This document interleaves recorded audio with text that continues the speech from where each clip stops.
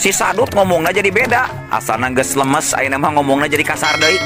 Hei, Andika, Bikang, rasakeun ieu sia. Iya. Si Sadut langsung nyebrut narajang, nyabetkeun bedogna ka eta si Wanoja. Iu, kuilang. Yuk. Gerakan si Sadut nalika nyabetkeun bedogna memang lumayan cepat.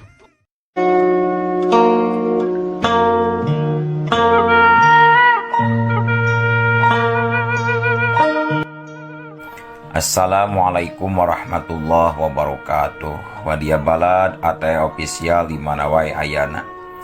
Alhamdulillah wa syukru ala ni'amillah. Urang sadayana tiasa petepang deui dina acara anu matuh kamemet urang sadayana nyaeta dina pagelaran dongeng Sunda jejer carita Si Getih. Ayeuna kantun bagian anu ka-18. Atuh sumangga kanu teu acan subscribe, geras subscribe heula danya dipencet tombol anu beureumna. Ngarah langkung pogot sareng semangat ka si Mamang anu nyandak ieu dongengna.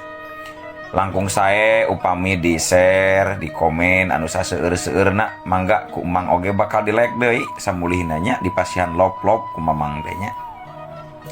Atuh ku kitu ku kieuna ngarah teu nyangkolong teuing kana waktos sumangga urang lajengkeun deui kumaha jucungna ieu carita Si Getih bagian anu ka-18 na. Sor cikopina betot simbutna pageuhan heula tali kolorna tumpak dungdung des.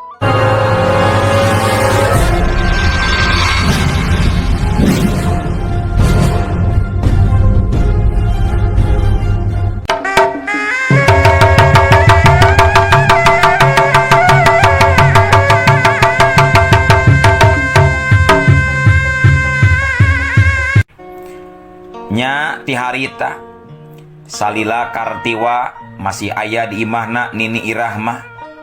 Tur sapanjang Kartiwa can pulih bener tanagana. Alatan can bisa ngagunakeun deui tanaga lapisanana. Eta kaayaan teh bisa dijadikeun kasepentan oge ku Nyi Hanung Dewi. Mangsa ngalatih Kartiwa sangkan bisa ngagunakeun deui ilmu jeung tanaga lapisanana. Pangpang nama deui sangkan manehanana terus bisa padeukeut jeung Kartiwa. Lila kalilaan manehanana bebarengan jeung Kartiwa ngarasa hatena geus kapincut ati kapentang asmara ku Kartiwa teh nya dina kaayaan Kartiwa anu can pulih deui kasehatanana dipake kasapentan ku Nyi Hanung Dewi. Saperti dina hiji poe Kartiwa harita teh keur dilatih ku Nyi Hanung Dewi pikeun ngagunakeun deui elmuna di sisi basisir laut kidul. Kadenge harita Nyi Hanung Dewi cumarita, "Sok Kang, lamun akang nya hoyong milarian deui Sakarwati anu ayeuna duka teuing kumaha nasibna jeung di mana ayana. Akang kudu kuat heula badan. Akang kudu bisa ngagunakeun deui ilmu silat sorangan. Jeung wayahna akang ku abdi ayeuna dilatih deui ilmu abdi ka akang diketrukeun sadayana. Nyaeta ilmu simpenan ti Nini Irah guru abdi pikeun mancing deui ilmu akang anu kiwari kapendem.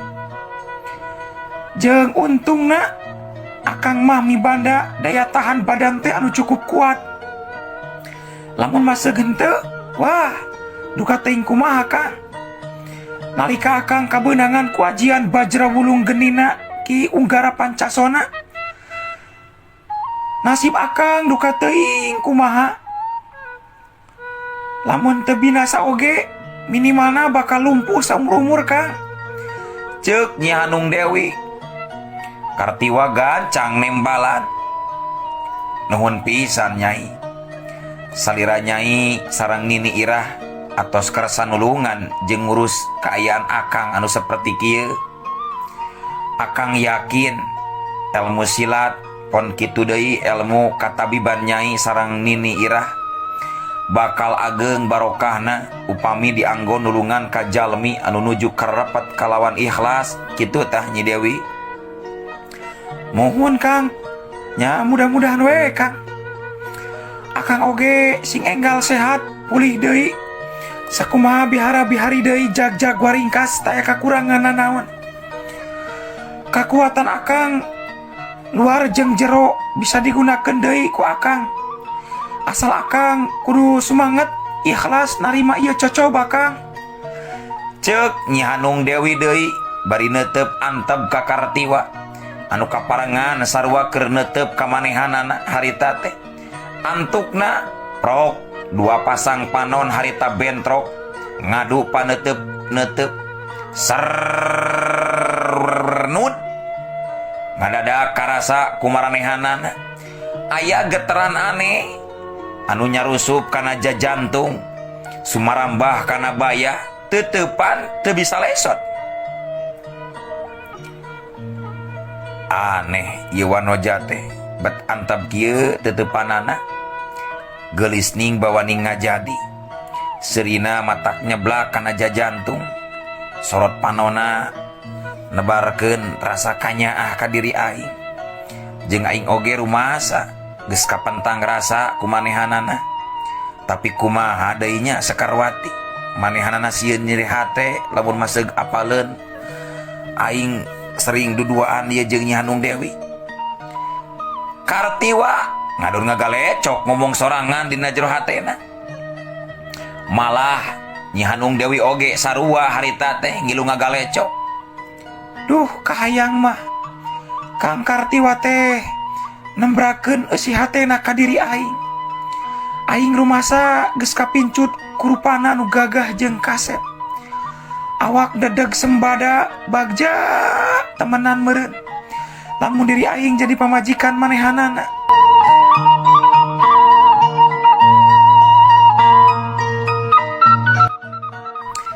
Kituna teh bari lila oge. Duanana ngajanteng silih pelong, silih teuteup, nepi ka teu sadar. Lamun harita aya tangtungan hiji lalaki ngajorelak nyamperkeun ka eta patempatan. Ujug-ujug seuri mungguh matak ngaruaskeun anu ngadenge.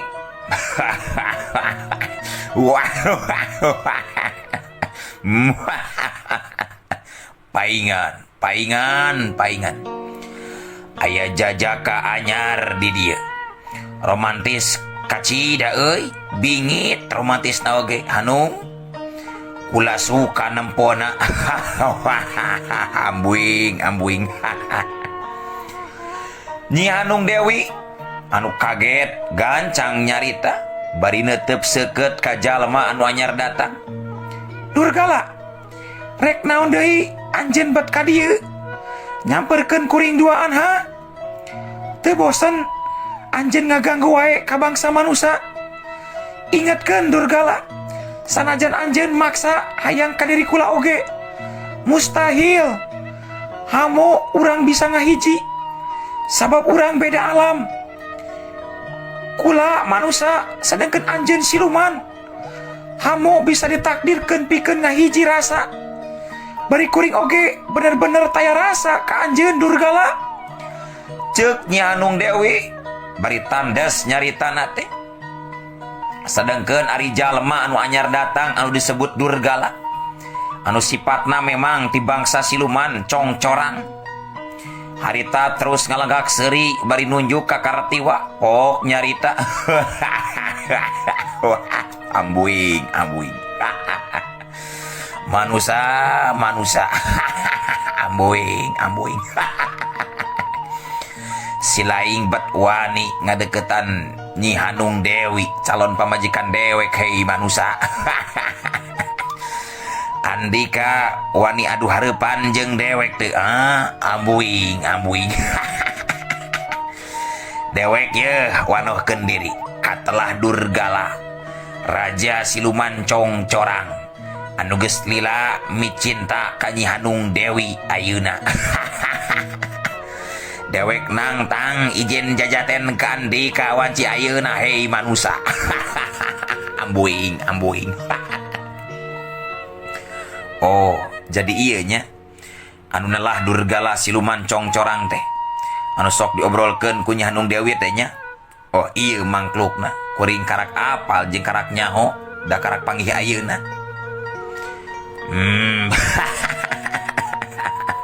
Ambuing ambuing sok nah bener eta teh kurang deui nya kuring sok diobrolkeun ku Nyi Hanung Dewi. Aing jadi pede ngadengi diobrolkeun ku Nyi Hanung Dewi. Ambuing. Berarti lamun kitu mah Nyi Hanung Dewi inget wae meureunnya ka diri aing. Bogoh ka akang meureunnya Nyi Hanung Dewi teh ngan pura-pura ngewa lamun ti beurang. Lamun ti beurang ngewa lamun ti peuting ngendong. Ambuing.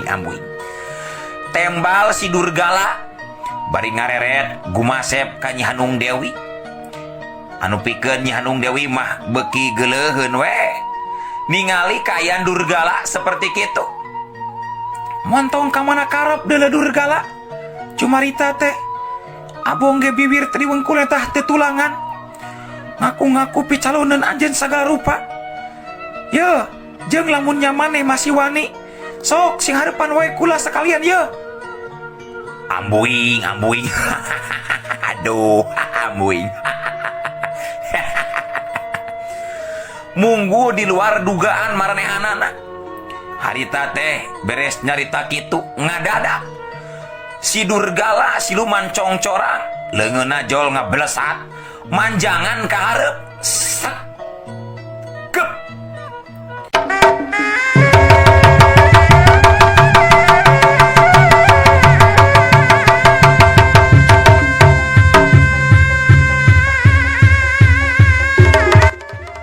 Beheung Kartiwa beunang kacekek ku Durgala anu geus ngarobah wujudna setengah ti manusia setengah ti siluman congcorang. Leungeunna duanana terus manjangan teu jauh beda sapertikeun karet di betot.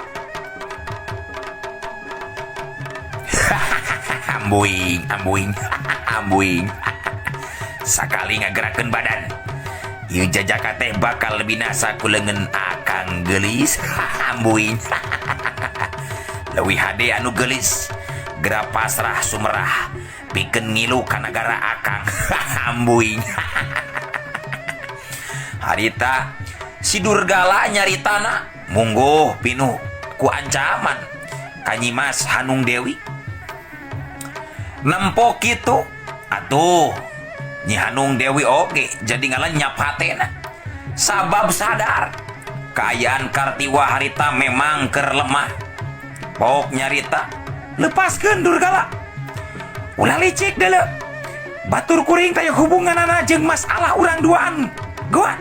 Durgala gancang lepaskeun goat gancang teh goat teh gancang lepaskeun ayeuna mah layanan we ye diri aing deuleu Durgala. Ambuing. Nyi Hanung kunaon ngadon ngomong gitu nah dilepaskeun ieu jajaka koplok teh. Ambuing. Hey Nyi Hanung Dewi calon bojo akang anu geulis. Ambuing. Heug ieu mangkluk ku akang rek dilepaskeun. Ambuing. Asal Nyai kudu daek jadi pamajikan akang si Durgala si Kasep teh. Ambuing. Sarta milu ka nagara akang nyaeta nagara siluman congcorang salapan awan. Ambuing. Ngan tapi lamun teu daek ieu jajaka bakal digantung ka luhur sina paragat nyawana dicekek ku akang anu Kasep. Ambuing. Nyi Hanung Dewi harita ngadon ngahuleng mikir kerung tarangna jika kamari kuring dagang karung kaparung tarang kuring kerang kerung sabab karungna kurang. Harita akur Nyi Hanung Dewi oge keur ngahuleng keur mikir neangan cara sangkan Kartiwa bisa lepas tina cangkereman si Durgala siluman congcorang. Jeung deui lain teu waniun maju Nyi Hanung Dewi teh tapi ngarasa berat ku ancamanana. Baddalah harita oge Kartiwa katingali ripuheun napasna renghos hayang ngalepaskeun diri tina cangkremanana si Durgala congcorang ti salapan awan. Ngan tapi Kartiwa dina kayan harita masih keneh keur lemah, tanaga lapisanana can pulih sapinuhna. Ku kituna Nyi Hanung Dewi jadi terus nangtukeun sikapna pikeun ngamusnakeun si Durgala siluman congcorang ti salapan awan ti alam kasar, sangkan teu bisa balik deui ka alam kasar. Harita katempo serog Nyi Hanung Dewi ngawangun pasangan, kadua matana peureum, leungeunna sidakep. Manehanana rek ngaluarkeun ilmu panutup di wates. Kapaksa kudu digunakeun eta ilmu ku Nyi Hanung Dewi harita mah. Pok kadenge Nyi Hanung Dewi cumarita, "Hei Kang Durgala, bebaskeun Kang Kartiwa ayeuna. Mangka kuring oge rek milu ka negara Akang, pikeun kawin jeung Akang." Ceuk Nyi Hanung Dewi mancing kaayaan si Durgala siluman congcorang sugan jeung sugan bisa kapancing jeung kaolo. Ambuing ambuing ambuing ha, nu bener gelis, nu bener nyarita teh. Ambuing ambuing asa ngimpi euy. Ambuing nya eta teh ha, nya caritaan Mas Hanung Dewi teh bener eta teh. Ambuing ambuing Durgala curingan asa teu percayaeun meureunnan ngadenge omongan Nyi Hanung Dewi seperti kitu. "Laras Kang, nyaan abdi sadia jadi bojo Akang ayeuna mah. Mangga Akang anu kasep, Kang Durgala anu gagah. Asal eta jajaka lepaskeun heula Kang, abdi siap pasrah sumrah ka Akang pikeun digenjot." Pokna deui Nyi Hanung Dewi anu keur ngatur siasat. Ambuing ambuing ambuing siap siap ari kitu mah geulis ku Akang ieu jajaka dilepaskeun. Tapi raja jaka goreng patut seperti kieu. Ayeuna ieu jajaka teh rek dilepaskeun ku Akang. Ambuing ambuing Nyimas calon bojo Akang permaisuri di kerajaan salapan awan. Ambuing. Nya sok Kang, enggal Kang, da kasep Akang mah bageur deui menak soleh jinggo mangga keur lepaskeun eta jaka teh Kang. Tanpa aya rasa curiga, Durgala terus kalepaskeun cangkreman dua leungeunna tina beheungna Kartiwa. Anu harita Kartiwa langsung ngudupruk leuleus hampir beakeun napas, ngudupruk kapiuhan teu inget di bumi alam. Ngan bareng jeung kitu Nyi Hanung Dewi badana jol ngolebat harita teh bari ngayunkeun pedang kayu cendana anu ngadadak menang mesat, sakaligus disabat-sabatkeun kana leungeunna Durgala cepet nakranan gerakanana. Tur memang lebah eta pisan kalemahanana si Durgala siluman congcorang ti salapan awan teh. Seak syuk wu serepet suk bet bet atuh antukna. Aduh ambuing tobat, ambuing setan alas, ambuing ambuing nyeri. Aduh rasakeun deui sia congcorang murus kolebak corelak jeleng. Nyi Hanung Dewi geus ngolebat deui bae majuna rajang kasih Durgala anu keur gegerungan sabab nyerieun tas disabatan ku pedang kayu cendana.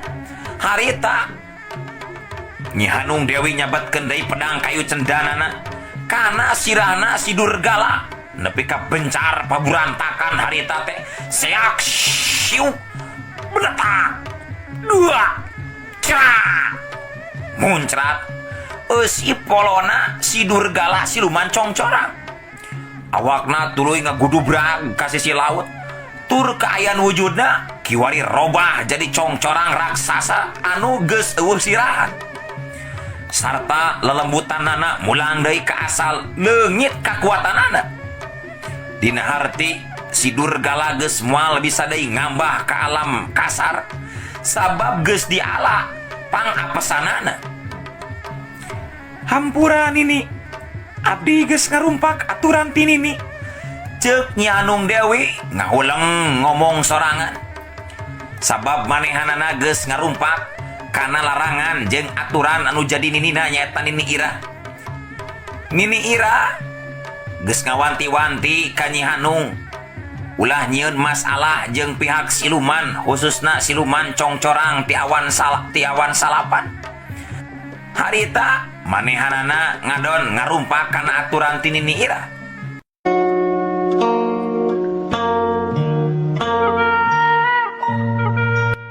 Katempo harita Kartiwa masih keneh ngagoler kapiuhan. Satuluina disamperkeun ku Nyi Hanung Dewi sanggeus deket bari dicakelan diusapan. Kang, gera ugah Kang, gera sadar Kang. Ieu Hanung Dewi Kang, sok gera ugah Kang. Ceuk Nyi Hanung Dewi manehanana bari mencetan urat-urat penting anu aya dina sakujur awakna Kartika. Ku Nyi Hanung Dewi gancang disadarkeun dipencet urat-urat penting dina beheungna. Teu lila kulisi Kartiwa oge sadar tina kapiuhanana bari gancang tumanya ka Nyi Hanung Dewi. Nyi Hanung Dewi, akang aya di mana ya Nyai? Akang di mana Nyai ye? Kok ayeuna akang jadi ngagoler seperti kieu? Pokna Hanung Dewi imut ngagalenyu pok ngawalon. Akang masih aya di tempat anu tadi Kang. Jawabnya Hanung Dewi bari gancang ngabantu Kartiwa hudang deui tina ngagolerna. Ari siluman congcorangna ka mana Nyai? Tadi nyekek beheung akang. Kok kapageuh heselesot Nyai, nyeri teh beung akang teh Nyai. Duh. Dugi ka akang kapiuhan. Sugan teh mah akang teh bakal paragat nyawa pas nalika di cekek ku si siluman congcorang edan teh. Tos teu aya Kang. Siluman congcorang mah atos mulang deui ka alamna Kang. Moal tiasa balik deui ka alam urang sugan Kang. Margi tadi atos kapendak kalemahan anakku diri abdi kitu ta Kang. Oh syukur atuh Nyai. Ari kitu mah akang jadi regreg. Nanging kumaha akang latihan teh Nyai? Diteraskeun deui moal dinten ieu. Nya diteraskeun deui atuh Kang. Tapi akang ayeuna kiat moal latihanana. Pedah tadi akang geus dicekek ku siluman congcorang. Pilih can kiat napasna Kang. Nya kuat atuh Nyai, piraku teu kuat mah. Tapi urang coba heula we nya Nyai. Tapi upami ayeuna naon mah atawa akang teu kuat, apanan aya Nyai anu tanggal waler sanes? Tiasa wae nya akang mah. Tapi ke sakedap Kang nya. Pilih akang hanaang. Ayeuna urang ngala kalapa hejo heula Kang. Tuh kaleresan di dia ya kalapa hibrida daugan Kang. Tapi Nyai, apanan tangkal kalapana oge meuli jangkung kitu? Sugan Nyai bisa naik. Kumaha cara ngalana Nyai? Ceuk Kartiwa, pedah dirina oge sakitu pangawakan lalaki. Can pernah ari kudu ngala kalapa ku cara naikkan tangkal kalapana anu sakitu nyelengceng jangkung pisan. Aduh si akang pantar weh pameget. Tapi kunaon teu bisa naikkan tangkal kalapa Kang? Kieu Kang geranya. Kumaha cara abdi ngala eta kalapa? Tinggalkeun we ku akang nya. Ceuk Nyi Hanung Dewi. Sarta saterusna mah harita teh Nyi Hanung Dewi ngenyot tungtung curug katuhuna ku biwir anu beureum tur ipis. Tinggal gerakang, cobi tinggal. Pokna deui Nyi Hanung Dewi laju ngacungkeun curugna nunjuk ka luhur ka pelebah tangkal kalapa anu jangkung loba kalapana. Terus diperhatikeun ku Kartiwa. Tur memang aneh. Tina curug Nyi Hanung Dewi bat keluar cahaya warna kayas ipis siga bola. Manjangan nepi ka luhur terus melit. Nali sorangan kana cupat kalapa ngora dua sirah. Set nyet. Ku Nyi Hanung Dewi cahaya anu kaluar tina curug katuhuna teh terus dikenyetkeun ka handap. Serta kejadian saterusna memang hebat. Sabab kalapa ngora anu cupatna dibelit ku cahaya warna kayas teh bet page nuturkeun ka handap sarta langsung ditewak ku Nyi Hanung Dewi ku dua leungeunna. Set gep gep. Kalapa ngora teh duanana beunang katewak ku Nyi Hanung Dewi. Kartiwa nepi ka molohok bengong ngembang kadu sabab helok.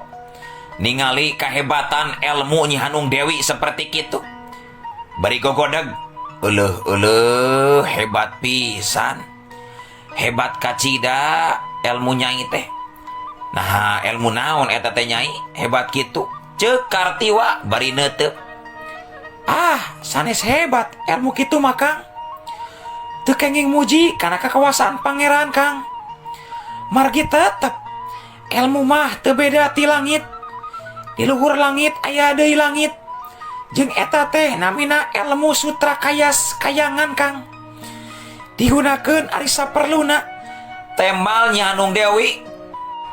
Hehe. Muhun leres pisan cariosan Nyai teh. Sa jago-jagona jalma pasti aya nu leuwih jago. Tapi cing kira-kira akang tiasa moalnya mibanda eta ilmu asa kabita akang mah Nyai.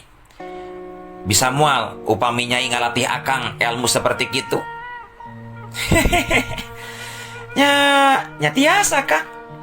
Engke akang dipasiannya ilmu ieu ku diri abdi sareng ilmu-ilmu anu sanesna anu baris diturunkeun diketrukeun ka akang sadayalah ku diri abdi. Aduh.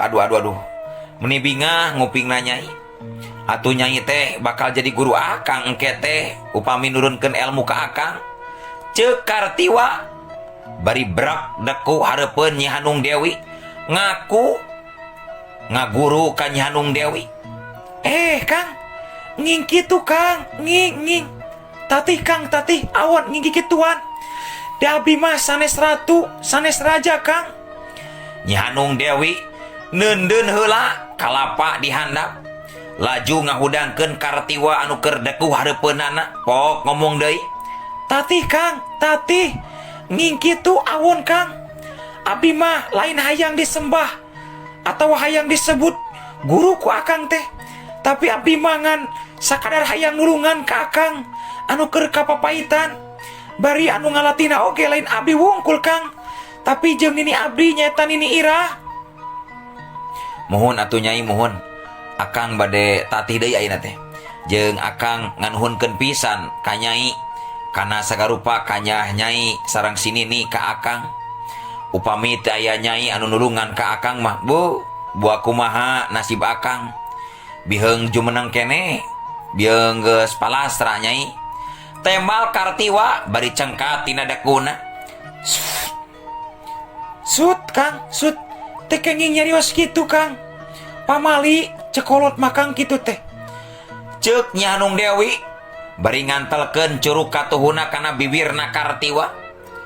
Keur kitu. Aduh. Kumaha ieu teh anu rek latihan teh? Bet ngadon bobogohan heula geuningan.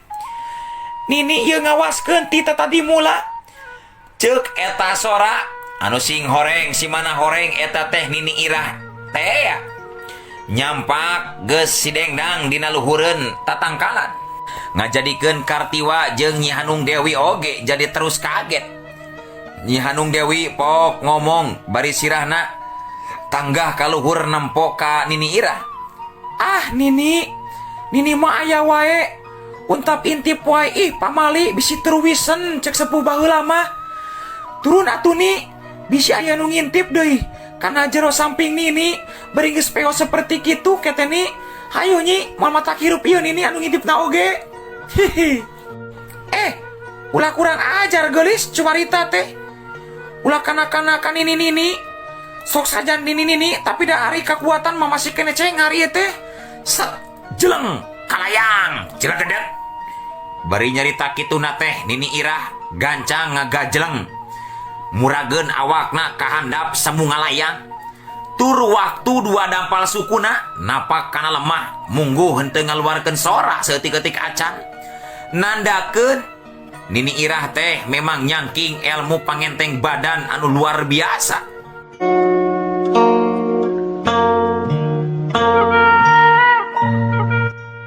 Laut Kidul masih ngaguru patembalan jeung sora ombak anu terus nembragan kana batu karang di sisi basisir nganteur waktu anu terus lumaku. Menit anu paciwit-ciwit, jam anu paantai-antai, poe anu patele-tele, berang anu taya karingrang, peting anu tengari cicing, disusul ku minggu anu patumbu-tumbu, dipapag ku bulan anu pinuh ku pangharapan, sumping tahun anu pauntun-untun, anu tadi rikat indit nu ti heula cepat mangkat, nu can datang masih subung nu hadir mah nu ayeuna teu ngajetan kitu wae, teu ari ku balas punten, teu kenging engke antosan mawa banda sasampereun engke jaga. Harita teh karetiwa geus ampir 4 nincak ka 5 bulana, cicing renggenek dipadumukan Nini Irah katut Nyi Hanung Dewi. Harita karetiwa tuluy ngalatih deui diri, pikeun ngembangkeun deui ilmu-ilmuna anu kapendem, sakaligus narima deui ilmu anu sejena ti Nyi Hanung Dewi katut ti Nini Irah. Ngan tapi dina kayan keur kitu ujug-ujug euleuh waktosna kabujeng seep para mitra sadayana keun atunya insyaallah enjing pageto urang lajengkeun deui hayu ah.